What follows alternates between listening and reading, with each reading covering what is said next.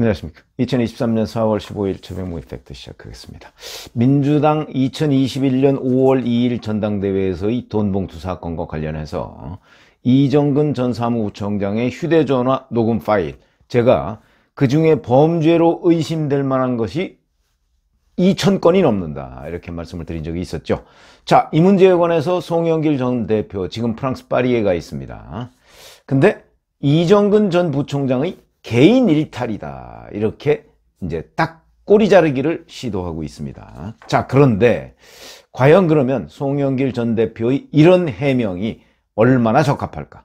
그런데 그 휴대전화 녹음 파일, 현재까지 언론에 보도된 거, 취재된 거, 이런 것들 보면 이 녹음 파일에서 송영길 전 대표가 모를 수 없는 정황, 이런 것들이 드러났다. 오늘은 그래서 이 녹음 파일, 돈봉투가 송영길을 가리키고 있다, 이걸 말씀을 드리려고 합니다. 자, 우선 잘 아시다시피 이거는 송영길이라는 사람이 당대표로 나왔을 때 그 캠프에 있는 사람들이 돈봉투를 마련하는 과정, 그 다음에 전달하는 과정, 이런 것들, 나누는 과정, 이런 것들이 다 녹음된 겁니다. 그러니까 이 압수수색 영장에 포함된 9명이 있죠, 피의자. 윤관석 의원, 이성만 의원, 강래구 수자원공사 감사 당시, 그 다음에 이정근 전 사무부총장, 여기에다가 박용수 당시 송영길 의원 보좌관, 그 다음에 조택상 인천시 전 정무부 시장 등등 9명이 모두 송영길 캠프에 있던 사람입니다. 피의자 9명이. 그러면 송영길 후보가 몰랐다면, 그러면 송영길 캠프에 있는 대부분의 간부가 다 알았는데 후보만 몰랐다, 이런 얘기가 되는 거죠. 있을 수 있는 일이라고 생각하십니까? 아마 이거는 법원으로 넘어가면 판사도 인정할 수가 없을 겁니다. 어떻게 후보만 모르고 후보 밑에 있는 심지어 참모장급 이런 사람들이 전부 다 돈봉투에 다 연루되고 모으고 이랬는데 후보한테 단 한마디도 보고하지 않았다. 그러면 송영길 후보는 당시 캠프에서 완전히 왕따였다, 이런 말도 안 되는 논리가 성립이 돼야 송영길 후보가 꼬리 자르기를 할 수 있는 거거든요. 그러니까 그 자체가 우선 말이 안 된다 하는 거. 그 다음에 이정근 전 부총장의 휴대전화 녹음 파일에 보면 2021년 3월에 그러니까 이정근하고 이성만 의원하고 통화하는 겁니다. 여기서 이성만 의원이 이렇게 얘기합니다. 그렇게 되면 우리는 그거 못 받아. 송이 있을 때 같이 얘기했는데 지역사람 이렇게 얘기합니다. 이게 무슨 얘기냐면 전후 맥락이 돈을 주고받는 방법을 어떻게 하느냐는 걸 가지고 의견이 서로 다른 거죠. 그런데 송영길입니다. 송영길이 있을 때 이제 얘기를 했는데, 그런데 다른 방식으로 주면 못 받겠다, 이런 뜻으로 보입니다. 그러니까 송영길이 있을 때 얘기를 했다, 이걸 이성만 의원이 지금 전화통화에서 그렇게 이정근 전 부총장한테 얘기를 하고 있는 겁니다. 자, 그러니까 이게 송이 있을 때 같이 얘기했다, 이거죠. 송이 있을 때.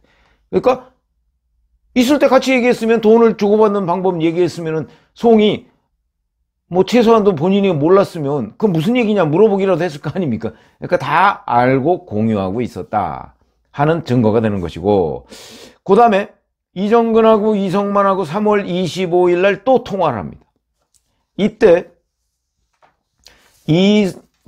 이정근 전 부총장이 이성만 의원으로부터 현금 100만 원을 받고 나서 이걸 어떻게 하느냐, 이거를 누구라고 상의를 하냐면 강래구 감사하고 상의합니다. 그 상의하는 내용입니다, 이건. 이정근이 이렇게 얘기합니다. 근데 오늘 이성만은 여기 살림을 누가 사나? 그래서 내가 산다. 여기서 내가는 이정근입니다. 내가 산다 그랬더니 그럼 내가는 이성만, 내가 이정근 위원장 주고 갈게. 송영길 의원한테만 말해줘, 이러더라고. 그래서 들어온 걸 대략적으로 저 송한테는 한번 살짝 얘기해 줘야지. 조금 모아지면 얘기해야지. 야, 100만 원 들어왔다고 얘기하기는 좀 그렇잖아, 이 얘기입니다. 이건 무슨 얘기냐면 이성만 의원이 이정근 전 부총장한테 살림을 사르라고 100만 원을 줬는데 그걸 이정근 전 부총장이 송영길한테 보고를 할까 말까 이런 얘기입니다. 할까 말까. 그러니까 이 100만 원을 이 100만 원은 시시콜콜하게 그런 거 다 보고하기는 좀 뭐하니까 돈이 좀 모아지면 뭐 예를 들어서 100만 원이 아니고 뭐 한 500이나 1000이나 뭐 이 정도 되면 보고를 하겠다 이런 얘기입니다. 그러니까 이 얘기는 이 100만 원을 보고했는지는 모르겠지만 적어도 이거보다 더 큰 돈이 들어왔을 때는 보고를 했을 거다 하는 거를 당연히 우리가 추정할 수 있는 대목이고요. 이거야 이제 이정근 전 부총장이 지금 검찰 수사에 상당히 협조하고 있다는 거 아닙니까?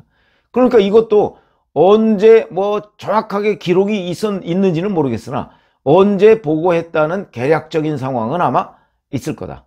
그리고 여기에 또 곳곳에 송영길 의원의 보좌관 박용수 씨가 등장을 합니다.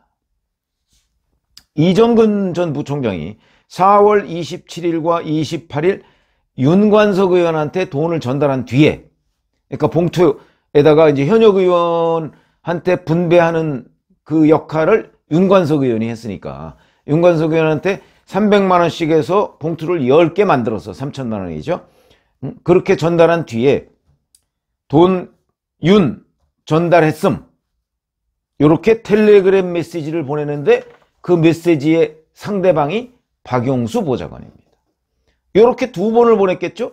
왜냐하면 300만 원씩 봉투 10개를 만들어서 윤관석 의원한테 두 번을 줬으니까 6천만 원을 준 거 아닙니까?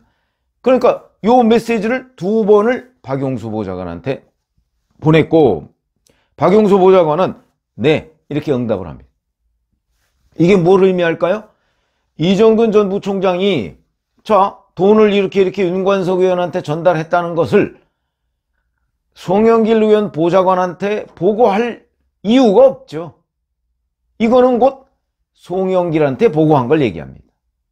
보좌관한테 텔레그램 메시지로 이렇게 해서 보좌관이 알았다라고 얘기하는 거는 알았고 이 보좌관이 송영길 의원한테 보고를 하겠다라는 의사표시로 봐야 된다.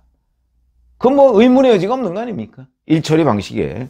자, 그렇기 때문에 자, 지금 제가 말씀드린 내용을 보면 전부 다 송영길 의원이 있는 곳에서 또는 보고를 받고 그 다음에 윤관석 의원과 행동을 같이 했고 봉투는 아까 얘기했던 피의자 여러 명이 같이 만들었고 돈을 이제 뭐 3천만 원 받아서 이렇게 나누고 뭐 하는 과정 이런 것들이 고스란히 녹음이 되어 있습니다.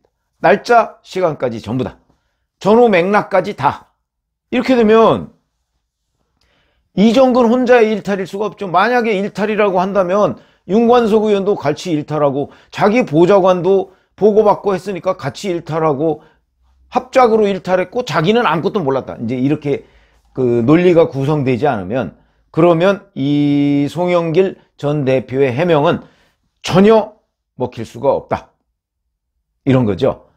이렇게 본다면 자 지금 송영길 전 대표가 이정근 전 부총장의 개인 일탈이다라고 한 거는 정말 씨알도 안 먹힐 얘기다. 소도 웃을 일이다. 그건 뭐 법원에 가서도 판사도 이걸 믿을 수는 없겠죠. 그러면 이제 남은 거는 자 이정근 전 부총장은 지금 검찰 수사에 협조한다고 그랬습니다. 그럼 이제 곧 아마 윤관석 의원, 이성만 의원 소환조사 받을 거고요. 그 다음에 박용수 보좌관 이 사람도 전 보좌관 이 사람도 소환조사를 받을 겁니다. 이 사람들은 이제 대부분 부인하겠죠. 그러나 박용수 전 보좌관의 경우 이정근 전 부총장으로부터 텔레그램 문자 메시지를 받고 네라고 한 거는 부인할 수가 없을 거 아닙니까? 윤 전달했음. 근데 윤관석 의원은 아 자기 그 돈이 아니다 이렇게 이제 주장할 가능성도 있죠. 그래서 그런 것들이 이제 그 검찰 수사에서 이 사람들이 어떻게 진술을 하냐, 어떻게 자꾸 거짓말을 하느냐. 근데 이거 거짓말이 잘 아시다시피 죄수의 딜레마가 됩니다. 그러니까 자기 빠져나가려고 하다 보면 다른 사람은 또 그 사람대로 자기가 빠져나가려고 하지 않겠습니까? 그러다 보면 이게 서로 상충하는 수가 있고 그래서 일단 기본적으로는 이정근 전 부총장이 대부분 다 지금 이 녹음 파일을 부인할 수는 없고 녹음 파일의 맥락 같은 거를 지금 대부분 시인하고 있기 때문에, 그렇다면 뭐 검찰 수사는 이정근 전 부총장은 지금 현재 구속돼 있으니까 그쪽에서 많은 정보를 뽑아내고, 그 다음에 녹음 파일, 범죄 혐의가 있는 게 뭐 2,000개가 넘는다고 하니까, 그러면 그 중에 상당 부분을 모아서 이렇게 하면 뭐 여기 윤관석 의원이나 이성만 의원 또는 박영수 전 보좌관 등이 아무리 부인해도 소용없는 일일 것이다. 그 다음에 송영길 전 대표가 이정근 선에서 꼬리 자르려고 했던 것은 이미 다 그건 뭐 의미 없는 주장이 돼버렸고, 이제 송영길 전 대표 뭐 원래는 뭐 7월 달에 들어온다고 하는데 지금까지는 그렇게 버티고 있는 모양입니다. 근데